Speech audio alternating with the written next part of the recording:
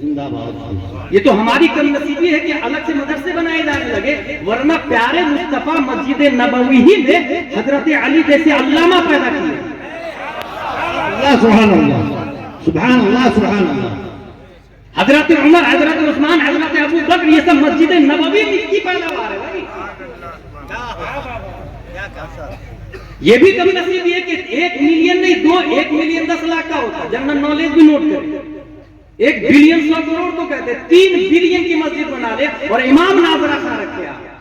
क्या धनबाद में जहालत खत्म हो सकती है? 3 बिलियन की मस्जिद, इमाम नाजरा खा, उसे खुद ही नहीं पता चलेगा ना भाई।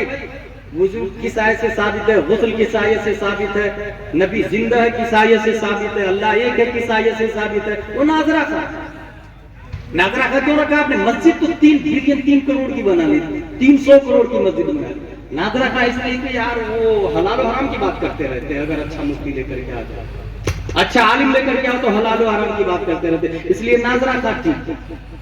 ये तो यही हो गया ना कि हम नहीं जाएंगे नबी के पास तो कहां से इल्म आएगा, नाइब नबी के पास नहीं जाएंगे कहां से इल्म आएगा, आईना देखेंगे नहीं तो दाग कहां से नजर आएगा।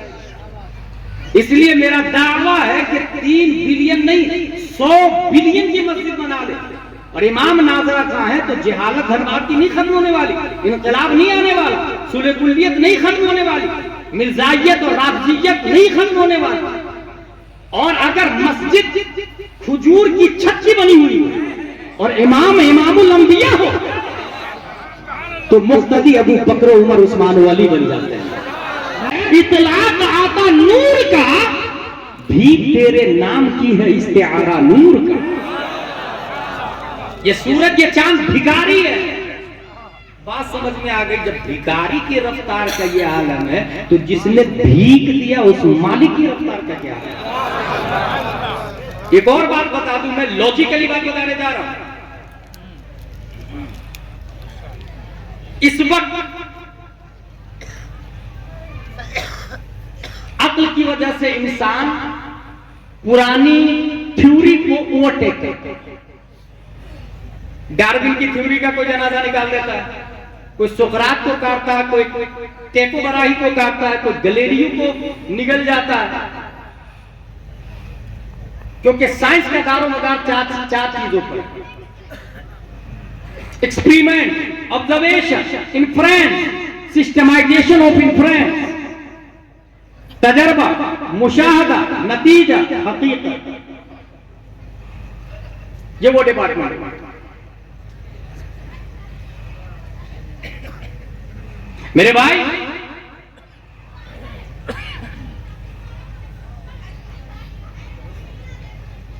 लॉजिकली बात यह है कि इंसान अक्ल जितनी ज्यादा लेकर के आ रहा, पिछली चीजों को ओवरटेक कर रहा। फॉर एग्जाम्पल, जिसने साइकिल बनाई, मोटरसाइकिल वालों ने उसको बीट किया ना, मोटरसाइकिल जिसने बनाई उसको 4 व्हीलर वालों ने ओवरटेक किया ना, 4 व्हीलर वालों को कतर एयरलाइंस वाले ने ओवरटेक किया, फरारी वालों ने ओवरटेक किया, और तमाम दुनिया के लीडर को प्लेन वालों ने ओवरटेक किया। और इस वक्त शटल स्पेस बनाने वाला 28,000 किलोमीटर पर आवर, उसने सबको ओवरटेक किया। ये जिसने बनाया ये माइंडेड लोग। और अक्ल किसको कहते हैं? अक्ल में 100 मिलियन न्यूरॉन्स और 100 ट्रिलियन कनेक्शन है। और न्यूरॉन्स और कनेक्शन जितने ज्यादा होते हैं दिमाग उतनी ही ज्यादा स्ट्रॉन्ग चलता है, पावरफुल मेमोरी हो जाता है। साइंटिस्ट ने यह भी लिखा है कि 1 million billion giga of bytes data इंसान की मेमोरी में से हो सकता है। अब हम ये जानना चाहते हैं कि नबी को अल्लाह ने कितनी अक्ल दी। इस हवाले से सीरतुन नबविय्या अल्लामा ज़ैनी तहलान लिखते हैं, इन्नल्लाह तआला लम युअद जमीअन नास मिन बदाई दुनिया इला इंक़िज़ाइहा मिन अल-अक़्ल फी जंबि अक़्लिही सल्लल्लाहु अलैहि वसल्लम इल्ला कहब्बति रमलिन मिन बैनि रिमालि दुनिया। आदम से लेकर क़यामत तक दुनिया के तमाम रेगिस्तान आपने देखे होंगे, नहीं देखे हैं तो सुने। एक नाखून में 100 रेत के दाने आ जाते हैं। दुनिया के तमाम रेगिस्तान की रेत एक तरफ और एक जर्रा रेत दूसरी तरफ। उस एक रेत के जर्रा की कोई हैसियत नहीं है तमाम रेगिस्तान के सामने।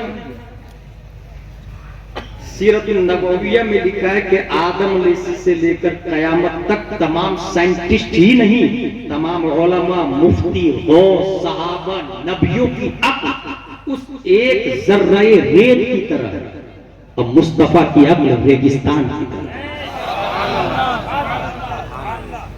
सिर्फ यही नहीं, एक और लॉजिकली दलील दूं आपको मैं, ये तो सीरतुन नबविया से साबित रहा है कि अक्ल को नहीं समझ में आती है, इसीलिए तो मौजूदा के अक्ल को जो जितना ज्यादा ना समझ में आए उतना ही बड़ा मौजूदा होता है। मौजूदा का मतलब ये है अक्ल को आजिज करने वाला। इस्लाम पर जो अटैक है इसके डिफेंस के लिए लाख हाथ पांव मार ले, लाख चिल्ला ले, लाख मीडिया, कैमरा, फोटो, जो जो करना है कर ले। अगर इस्लाम की हिफाजत करनी है तो बच्चों को मकतब में भेजे, बच्चियों को मदरसे में भेजे, इसके बगैर कोई ऑप्शन नहीं। कितना ही ज्यादा स्मार्ट बन जाए आप, इंग्लिश मीडियम पढ़ा ले। तकरीबन एक हफ्ता के अंदर की बात है, नेपाल के एक प्रोग्राम में था, मुझे खबर लगी कि एक लड़की इंजीनियरिंग कोचिंग करने जा रही थी, रोजाना सुबह निकलती थी और 10 बजे वापस आती। एक दिन नहीं आई तो पता चला काफिर के साथ में भाग गई। इंजीनियरिंग करने जा रही थी। आपकी बेटी कॉलेज जा रही है ना, वो दीनी तालीम जानती है कि नहीं जानती है, नजरसानी करेंगे। स्कूल जा रही ना आपकी बेटी, बहुत इंजॉय कर रहे हैं। जमाने की तालीम होना चाहिए, जमाने से जाहिल नहीं होना चाहिए मेरे भाई। बजुज याद दोस्त हरचे कुनी उम्र जायस, बजुज सिर इश्क हरचे बिखानी बिकालतस, सादी बुशु लोहे दिल अजनक शे गैर हक, इल्मे के राह हक ननुमायत जहालतस। जिस इल्म में रब का पता ना हो वो इल्म नहीं, जहालत है। जिस इल्म की तासीर से जन होती है ना जन, कहते हैं उसी इल्म को अरबाबे नजर मौत। कलंदर लाहौरी ने बहुत पहले कहा, जिस इल्म की तासीर से जन कहते हैं औरत, जिस इल्म की तासीर से जन होती है नाजन। प्यारे मुस्तफा से पढ़ने वाली फातिमा ज़हरा रज़ी अल्लाहु अन्हा अपने शौहर की नाशुक्री नहीं करती। ऑक्सफोर्ड और कैम्ब्रिज में पढ़ेगी आपकी बेटी और आप सोचे कि मेरी बेटी तरीका फातिमा पर आ जाए। ये तो यही हो गया ना कि जमीन को फाड़ के मैंने धतूरा का बीज बोया और मिट्टी डाल के ऊपर इस इंतजार में हूं कि मैंगो आएगा यहां से। भाई बच्ची स्कूल जा रही है और उम्मीद फातिमा की कर रहे हैं। ABCD ये बच्चा पढ़ रहा है और आप कह रहे हैं मेरा बेटा मुजाहिदे मिल्लत बन जाए। क्या करना, इज्तिमाई जिद्दैन तो लॉजिकली भी मुहाल है ना भाई। ये दादिया उला से हम लोग अशरफी अमजदिया में पढ़ते आ रहे हैं। बच्चा जा रहा दूसरी लाइन में, कुफ्र की लाइन में, शिर्क की लाइन में, फिस्क की लाइन में, फुजूर की लाइन में, जहां की पीरियड की इब्तिदा ही जड़ोगड़ मोनाधिनायक से होती है, जहां ना जाने क्या क्या पढ़ाए जाते हैं। अगर धनबाद में थोड़ी सी भी गैरत है तो जिस मुस्लिम की स्कूल है अपने बच्चे को बच्चियों को उसमें भेजे, और स्कूल नहीं है तो खोले। वो लोग जिसको 2-3 मकान, 2-3 प्लॉट, 2-3 करोड़ FD करके बैठे हैं, पोते पर पोते के लिए लानत है ऐसे पैसे पर। मुस्कान के चेहरे से नकाब उतारा जा रहा है और FD पर FD जमा हो गया। जिम्मेदार हमने भाई साहब। और ये उन जलसों से हासिल नहीं होगा जिन जलसों में पैसे नचनिया की तरह लुटाते हैं और गवाते हैं। कभी आप तन्हाई में बैठ के सोचे, जलसे से लाशें भी उठती थी जब खतीब गौसे आजम हुआ करते थे। मैं एक ऐसे शायर को जानता हूं हिंदुस्तान में, उसके शेर पर एक आदमी मर गया। उस शायर का नाम हुनर फलाम हुई, बरेली शरीफ का स्टेट। और मेरे ख्याल से शेर ये था, तैयबा से दूर रहकर घर मौत भी आ गया। करवट बदल बदल। तो जरा जलसे को सीखने की नीयत से बनाए। आप लोगों ने मुस्कान को पढ़ा तो बस अफसोस हुआ कि नहीं होना चाहिए, दाद भी दिया, लेकिन मुझको मुस्कान नजर ही नहीं आई। मैंने 1400 साल पहले की एक मुस्कान को देखा, जब नबी मदीना तशरीफ लाए तो यहूदियों की 3 बड़े कबीले थे, बनी कुरैजा, बनी नुमैर, बनी कैनुका। और मुआहदा हुआ कि तुम हमसे नहीं लड़ोगे, हम तुमसे नहीं लड़ेंगे।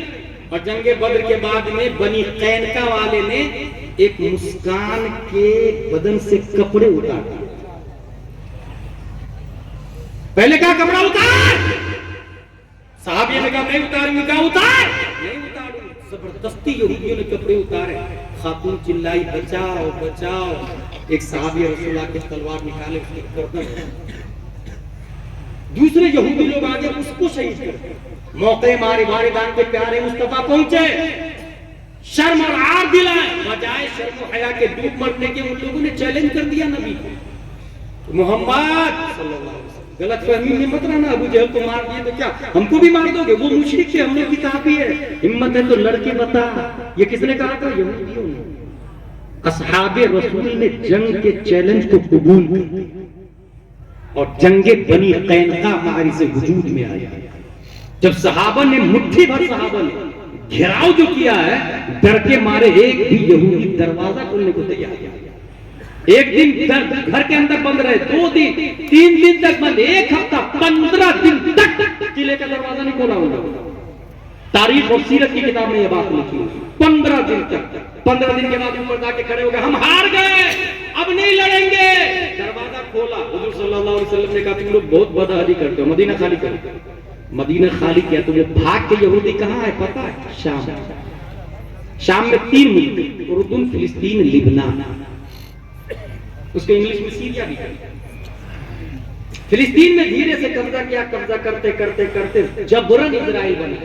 पॉइंट की बात यह है कि इंडिया का काफिर इजराइल जाता है और उसी यहूदी से जो नकाब उतारने के जुर्म में भगाए गए थे, नकाब उतारने की ट्रेनिंग लेता है और फिर कर्नाटक में आके मुस्कान को कहता है नकाब उतार।